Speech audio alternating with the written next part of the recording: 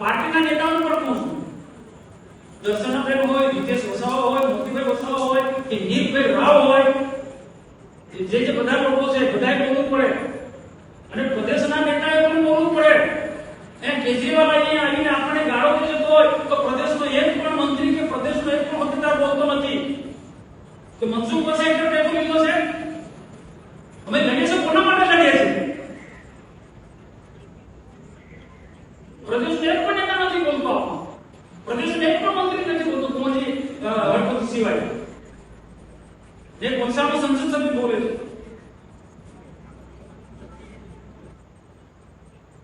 આ મહિલા પર આટલું દર્શનાબેન મૌન કેમ છે? ચૈતર આટલું જે કરે છે ત્યાં નિરંજન બસાવને આવેદનપત્ર આપવા દે ત્યાંના સ્થાનિક પ્રશ્નોને લઈને ભાજપનો એક પણ આગેવાન એને કાઉન્ટર નથી કરતો.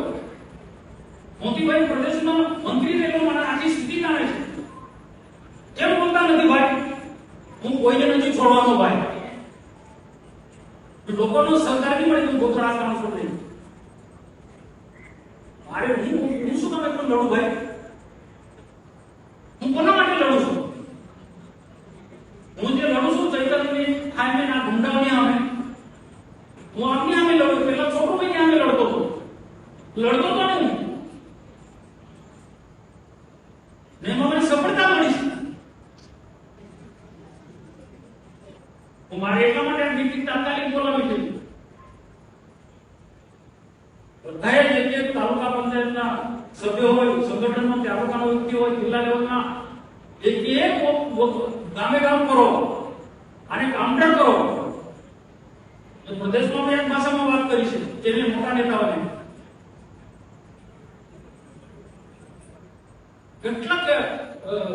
કેટલા કાર્યક્રમો અમે આપે છે. આદિવાસી હિન્દુ છે, આદિવાસી હિન્દુ હતો, આદિવાસી હિન્દુ છે એટલે રહેવાનું છે. આવું સાચી ઠાકુર કહે છે. પ્રદેશને એક પણ નેતા અમને સમર્થન ના કરે. આ સોનજીભાઈ રાઠોડ સાક્ષી છે. એ પછી બસ હમણાં થઈને કોઈ સમર્થન ના મળે. આદિવાસી સંસ્કૃતિને ખતમ કરવાનું આખું અભિયાન ચલાવે છે. એટલે કેટલા મારા સાથી સંસદ સભ્યો, કેટલા આગેવાનો પણ બહુ કડક શબ્દોમાં આ તમને જે વાત કરું ને એ ભાષામાં વાત કરી. આજે મૌન રહેશો તો ભવિષ્યમાં બધા પતી જશે.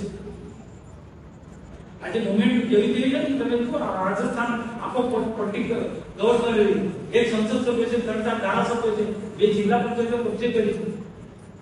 ધીરે ધીરે આગળ વધી રહ્યા છે.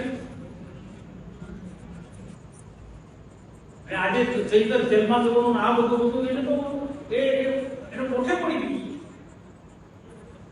અને લોકોને હમદર્દી લેવા માટે બધી કોર્ટમાંથી છોડાવો હોય આપણે જેમ કોર્ટમાં જાય અંદર રાખી મૂકજો. એમના જેટલો માણસો એને છોડાવવા નથી. તમે હારો વકીલ લોકો ભાઈ, તમે હારો વકીલ લોકો દલીલ કરો, છોડાવી દો. તમે આજે મર્ડર કરેલો વ્યક્તિ પણ જામીન પર છૂટતો હોય, કાગળ જામીન પર નથી છૂટતો. આ એક ચાલક છે એ જેલમાં છે ને બાર બીજો. અમારી તમામ માહિતીથી અપડેટેડ રહેવા માટે જોડાયેલા રહો ત્રિશુલ ન્યૂઝ સાથે.